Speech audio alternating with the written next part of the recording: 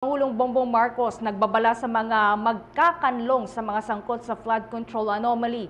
Habang si House Speaker Bogie D naman, suportado ang pagdulog ng Independent Commission for Infrastructure at ng Department of Public Works and Highways sa Ombudsman.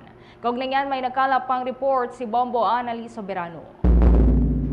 Nagbabala si Pangulong Ferdinand Bongbong Marcos Jr. sa sinumang tumutulong o kumakanlong sa pagtatago ng mga pinaghahanap na akusado na maaari silang managot sa batas dahil sa pagtatago ng isang fugitive from justice.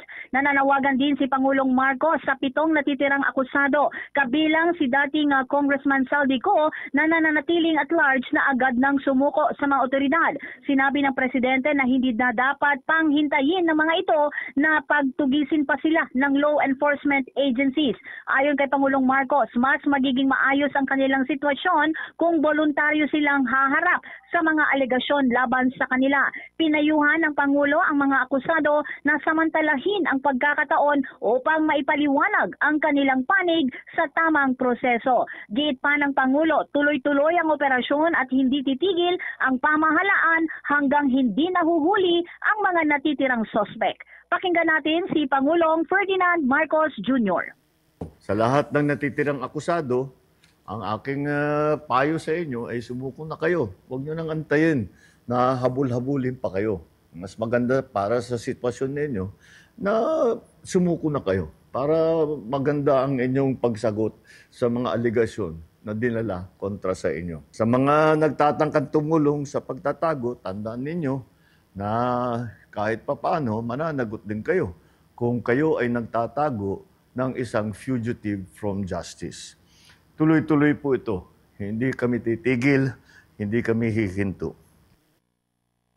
Samantala, nirerespeto naman ni House Speaker Faustino Bogie D. III ang desisyon ng Independent Commission for Infrastructure at ng Department of Public Works and Highways na dalhin na sa Office of the Ombudsman ang mga natuklasan kaugnay ng umano'y anomalya sa ilang flood control projects.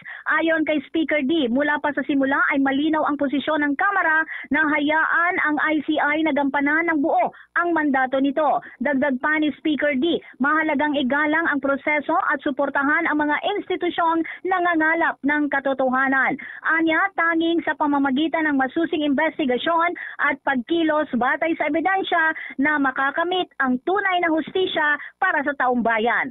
Sa ibang balita naman, nananawagan ngayon si Solid North Party List Representative Ching Bernos na amyendahan ang Safe Spaces Act upang magpataw ng mas mabigat na parusa sa lumalabag sa gitna ng patuloy na pagdami ng kaso ng sexual harassment sa bansa. Giit ni Bernos, hindi sapat ang kasalukuyang parusa upang mapigil ang mga abusado, lalo na't marami umanong biktima ang nananatiling tahimik dahil sa takot.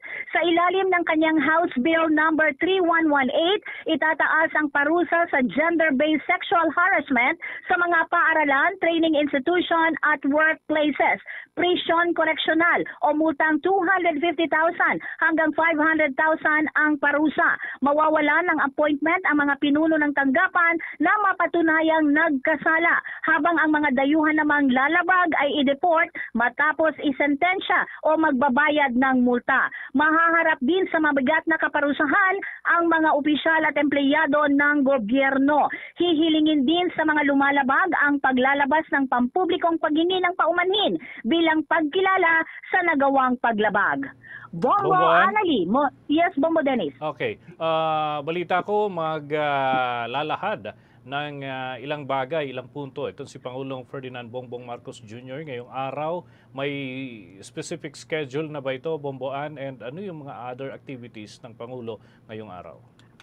Oo, tama ka, Bombo Dennis. Nakaschedule ang pagharap ni Pangulong Ferdinand Bongbong Marcos Jr. sa Malacanang Press Corps mamayang 3:00 ng hapon. At ngayon nga, Bombo Dennis, ay nagre-ready na ang buong MPC at papasok na po tayo sa loob ng palasyo ng Malacanang. Dahil kailangan ito ng mahabang oras dahil presidente yung magbibigay ng pahayag. So, aabangan natin mamaya, Bombo Dennis, kung ano pa ang kanyang ihahayag hinggil nga dito sa mga issue ng flood control. kasi nga mismo si Pangulong Marcos ang nagbibigay ng update kaugnay nga sa mga paghuli at paglabas ng mga warrant of arrest sa mga individual na sangkot nga dito sa flood control anomaly. Tiniyak naman yung Pangulo na kanyang tatapunan ito, sinimulan niya itong issue na ito ay kanyang tatapusin. So sa ngayon, Bombo Dennis, nagkakaroon na ng magandang development dahil nga kinasuhan at naghaharap na o may mga warrant of arrest na ang 16 na mga individual na unang inilabas ng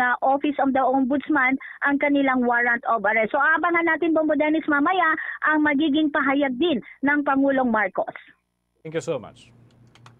Mula dito sa Palasyo ng Malacanang, Bombo Anali Montaño Soberano nag-uulat. And this is Bombo Radio Philippines, the #1 and most trusted source of news and information. Basta Radio, Bombo. For the most trusted source of news and information, visit our website at www.bomboradio.com. Follow us on Bombo Radio mobile app, Facebook, YouTube, TikTok, and X, formerly Twitter.